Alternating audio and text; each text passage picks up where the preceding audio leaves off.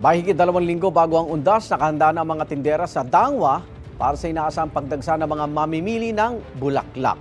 At live mula sa Maynila, may unang balita si Bea Pinlac. Bea, nagsimula na bang tumaas ang presyo? Igan, sa ngayon wala pang pagtaas sa presyo ng mga kandila at bulaklak dito sa Dangwa. Pero ayon sa ilang nakausap natin, 2 to 5 days bago ang undas, posibleng doble o higit pa ang presyo nito. Bulaklak at kandila. Yan na ang karaniwang dinadala ng bumibisita sa puntod ng kani-kanilang mahal sa buhay tuwing undas. Kaya ngayong 2 linggo na lang undas na, asahan na pataas na ang presyo nito ayon sa ilang nagtitinda. 25 or 26 magi-start yung pagtaas or ng presyo. Tsaka lang kami makakapagbigay ng price sa mga gusto nilang arrangement. Sa ilang tindahan na pinuntahan natin dito sa Dangwa, ang isang bundle ng orchids ngayon ay 800 to 850 pesos, pero posibleng umabot daw ito ng 1,000 to 1,750 pesos sa undas. Kung nakabasket naman nasa 300 pa ngayon, posibleng dumoble pa raw ang presyo. Ang kada bundle ng Malaysian Moms nasa 200 to 230 pesos sa ngayon. Ang anthurium naman na isa sa pinakamahal na bulaklak tuwing undas, nasa 560 pesos ang presyo ngayon. Tataas daw ng hanggang 1,500 pesos kada dosena.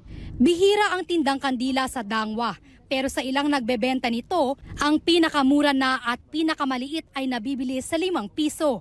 Aabot naman sa 180 to 200 pesos ang presyo ng kandila, depende sa laki at disenyo nito. Hindi naman daw nabubulok ang kandila, kaya payo ng tinderong si Noel, bumili na habang mura pa. Habang palapit po yung undas, pataas po yung presyo ng bili ng kandila. Mas mainam na ngayon na silang bumili para habang mura po yung mga bili ng kandila.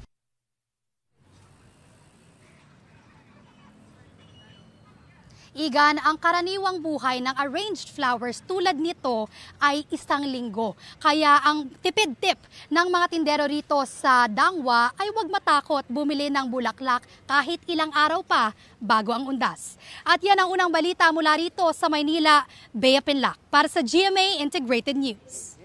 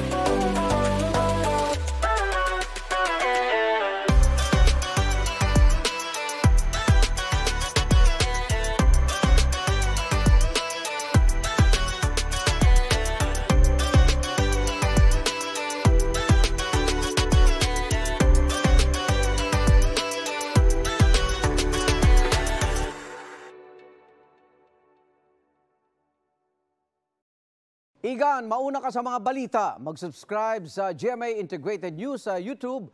Sa mga kapuso abroad, subaybayan nyo kami sa GMA Pinoy TV at sa www.gmanews.tv.